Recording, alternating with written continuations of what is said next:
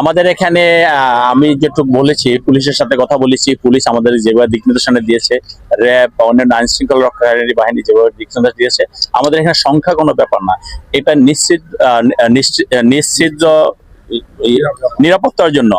নিরাপত্তার জন্য যতটুকু ক্যামেরা দরকার আমরা ততটুকু দিব। সেটা হলো আইন শৃঙ্খলা রক্ষাকারী বাহিনীর চাহিদা অনুযায়ী।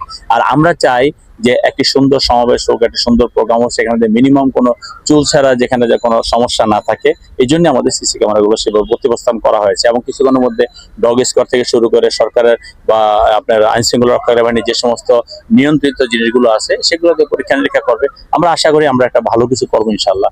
আমরা আজকেও ভালো করব, ভবিষ্যতে জনগণের ভোটে নির্বাচিত হয়ে জনগণের জন্য ভালো কিছু করবো ইনশাল্লাহ। আমাদের নেতাকর্মীদের মেসেজ তারা মেসেজ অলরেডি পেয়ে গিয়েছে, আপনাদের মাধ্যমে পেয়েছে। এবং আমি আবারও বলছি, আমরা একটা সুশৃঙ্খল প্রোগ্রাম করতে চাই। আমাদের মাঠটা অনেক ছোট, পাশাপাশি আমাদের রাস্তাগুলো অনেক বড়।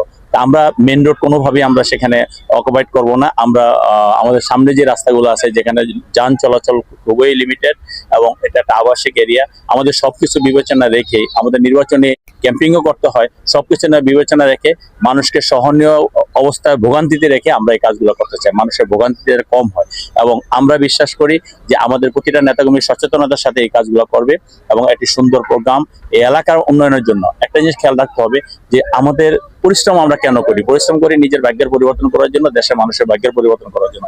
আজকে আমরা যদি মানুষকে একটু কষ্ট দিয়ে যদি আমরা ভালো কিছু পাই, ভালো কিছু আশা করি, এইটুকু আমার মনে হয় আমাদের মানুষ, আমাদের এলাকার জনগণ সেটা ইয়ে করে নিবে, সেটা হজম করে নিবে। কাজে আমি আবারও দুঃখ প্রকাশ করছি যাদের একটু ভোগান্তি হবে।